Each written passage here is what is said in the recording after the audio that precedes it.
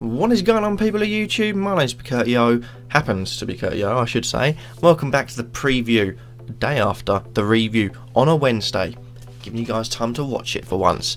Today we are looking at basically what's coming up. We're going to be looking at a few players that will be in Gameweek 31, as well as Gameweek 30 that I think will do well in both.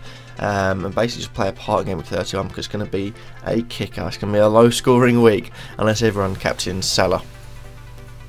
It's the only way I can see it going well. But that being said, we have got the preview, sorry, and we're going to start off as always with the goalkeepers. And the four goalkeepers I have for you today, I've got Kurtyoy, Lloris, Lossell and Pickford. Kurtyoy coming in there because Chelsea have been pretty poor. I mean, the way they played against Man City was disgusting. You don't want to see a team just walking like that. It's a bit poor.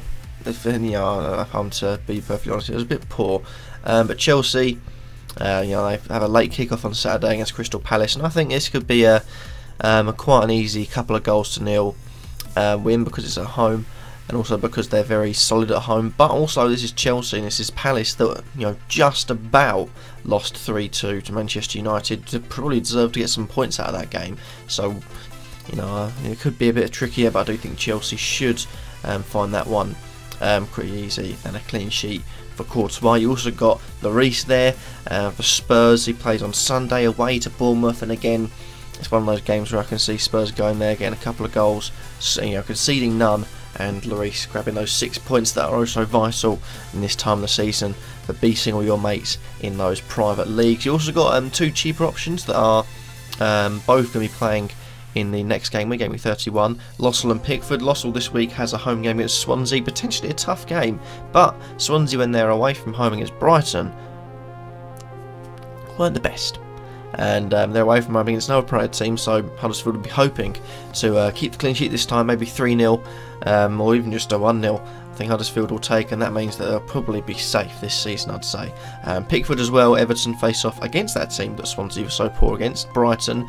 And I do think it's going to be a tougher game than many, but I think Pickford is a fantastic goalkeeper, and if anyone's going to keep Brighton out, I think it will be him.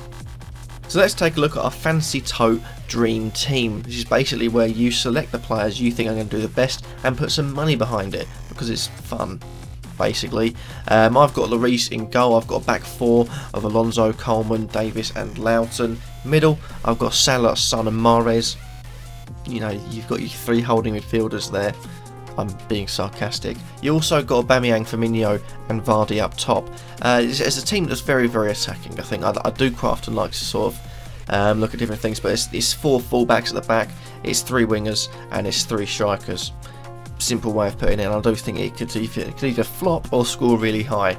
Took risks in places like Loughton and Coleman and Aubameyang as well, but I do feel that with this team it could be easily past 100 points this game week, but it also could be about 20, so we'll have to wait and see. But if you think you can beat me, click on the link down below and let's see what you're made of. Moving on to the defenders, we've got Davis, we've got Alonso, we've got Loughton, Maguire, we've got Trent AA, and from the other side of Liverpool we've got Coleman. Starting off with Ben Davis, £5.9 million. He's been a bit of a yo-yo this year. He's gone right up in price early on, he's gone right back down, he's gone right back up again now. Got back into the first team, playing well again, getting those attacking points as well as the clean sheet, so looking good for him. And again, Bournemouth should be a clean sheet, can get forward as well, maybe get on the score sheet or get a couple of assists. So for Ben Davis it could be a really, really good game week for him. Another attacking left back is Alonso, and I put Alonso in there because Chelsea play 5 at the back and they're placing off against Crystal Palace. They'll be tough to beat even if Palace have a good spell like they did against Manchester United. Alonso is going forward, he gets shots away, he's one of the only 3 players to get shots or to get a shot in against Man City. He takes free kicks as well, so in general he's quite an attacking fullback and can really get you some extra points, and I think he is definitely going to be a key player for Chelsea this game week. We've also got Loughton in there, having another good assist since he come back. I think that's 2 assists in the 4 games since he's come back, so it's a good record for him. He's definitely worth considering. Maguire as well at 5.5 I would say is also worth considering, but bear in mind that for Leicester £5.5 million is quite an expensive player, but he's the best of their defence, so I think it should be worth bringing him in. We've also got Trent AA and Coleman. Coleman's 6.4, bear that in mind, but he does get attacking returns, little flick on against Burnley for Cenk Tosun's goal. And then you've also got Trent AA, £4.3 million. Gomez played against Porto midweek, so he should be playing this week. Hopefully, he'll be playing in game week 31. Next, we've got the Fantasy Tote 5-a-side, where you pick a featured fixture, you select a 5-a-side team, no more than 3 per team, and you put it in to private little games that you can all play against each other with. Now, of course, this week, there's Stoke versus Man City on Monday. Yeah, Man City, one-sided. Your Bournemouth versus Spurs, pretty one-sided again. But you've got Manchester United versus Liverpool, a monster of a game. And of course, that featured fixture is what I've selected. I've gone with De Gea in goal because he makes a lot of saves. Just don't shoot his near post, Liverpool, please. You've got Robertson at the back, you've got Salah in midfield, and you've got Lukaku and Firmino up front. I'm not banking on any clean sheets in this game. I think both teams are going to score. That's why I've gone with 2 strikers. I very rarely do. I like to have 2 midfielders just so I've got a clean sheet potentially to fall back on for either one of them. But Lukaku and Firmino, Lukaku's in great form, Firmino's in great form, Salah's in great form, Robertson and De Gea are in a pretty good form for defenders as well. So all in all, statistically it could be a really good game week. But if it's 1-1 and no Robertson, Salah, Firmino or Lukaku goal involvement, then not good at all. But we've only got a hope. I haven't been very good at 5-a-side recently. Started to pick it back up again with my point scores, but let's hope we can get a win today. Well, at the weekend. Moving on to the midfielders, we've got Sane, Mahrez, Son, Goodmanson, Mane and Walcott. Now Sane and Mane, 2 names are familiar. They're both very, very attacking, very, very pacey, very, very good, and very, very in form. Now obviously you can bring Salah in instead of Mane, but he's 10.6 now.